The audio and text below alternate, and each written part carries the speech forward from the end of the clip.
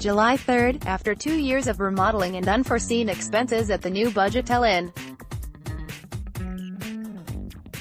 Superintendent Casey Steinman is overseeing the construction of the former Superior Creek Lodge at 1410 N. Mack Smith Road, which was shut down in 2015 for safety and building violations. He said one building with about 60 rooms are available for booking right now, and the remaining 3 buildings will be open within the next 2 weeks if there are no more delays. Steinman said the owners of the Budgetel Inn, JDH developers, have spent twice as much as they originally planned because of new requirements and recommendations put forth by the city, county and state fire marshal. JDH developers bought the shuttered motel in February 2016 for $1.4 million, and the company has spent about $2 million refurbishing the 4 two-story buildings that sit on 5 acres off Exit 1 and Interstate 75. "We spent a lot of time and effort rehabilitating this place," Steinman said. It's a far cry from its predecessor. Superior Creek Lodge was sued by the city of East Ridge and shut down in 2015, forcing the evacuation of about 750 people. Many of the residents were long-term and used the motel as their permanent address. Steinman said they have received several phone calls and Facebook messages from residents concerned about its opening and the crowd that it will attract. Kenny Custer, Director of Community Services for the City of East Ridge, said Hamilton County Water and Wastewater Treatment Authority (WWTA) required the developers to upgrade the property's sewer lateral lines to up-to-code plastic piping because of stormwater infiltration into sewer pipes from the clay pipes. Custer said they also had to install fire sprinkler systems in each building and install fire barriers from electrical and plumbing lines. Steinman said the buildings were gutted and each room includes new mattresses, box springs, linens, flat-screen TVs and air conditioners. All of the carpet was also torn out and laminate or tile flooring was put down in its place. Steinman said the state fire marshal also required they put more landscaping in to make the front entrance and areas around the building more appealing. The hotel also includes a new pool and coin laundry room with vending machines.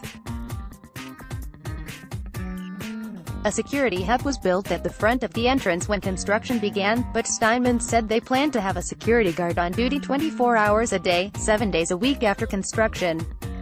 All cars will be required to have a parking pass and no visitors will be allowed after 9 p.m., he said.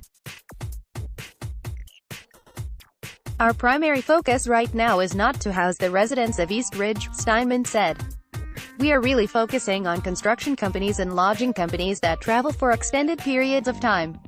In May, the city of East Ridge passed an ordinance stating guests at extended stay hotels and motels in the city, including Budgetel, can occupy a room for more than 30 consecutive days, but in no case can they stay for longer than 120 consecutive days or 210 total days in 1 year. The ordinance also states no guests will be allowed to move in their own furniture, and motels violating this ordinance will be placed on a 120-day probationary period for the first offense, lose their occupancy license for 30 days upon a second offense and lose their license for 12 months for a third offense.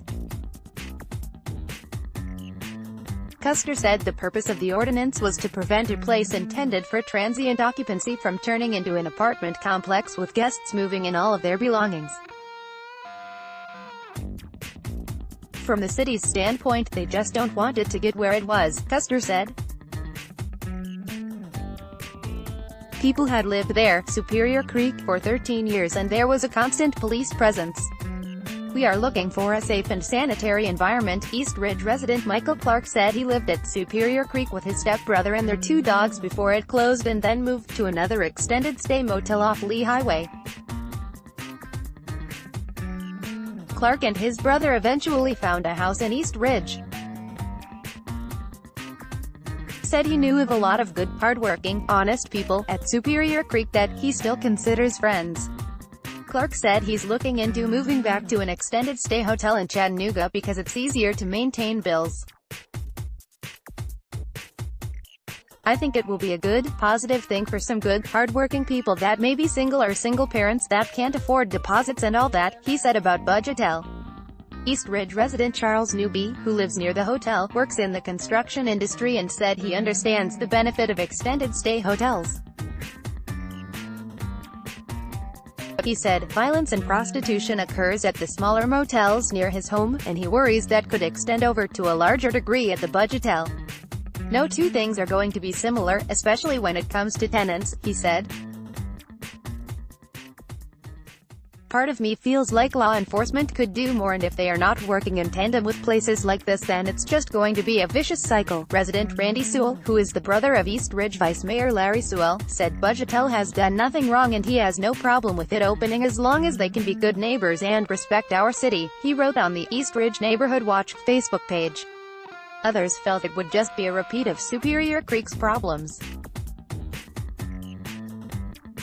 With so many new businesses and how good the other side of Interstate 75 looks, I would have thought it would be a better decision to knock the whole place down and build a quality hotel or restaurant, wrote Cliff Moore on the page.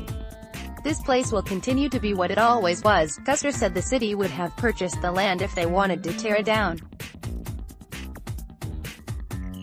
Steinman said they have come a long way in managing a relationship with the city and other local officials. I want to emphasize this is a weekly thing and not your permanent address, Steinman said.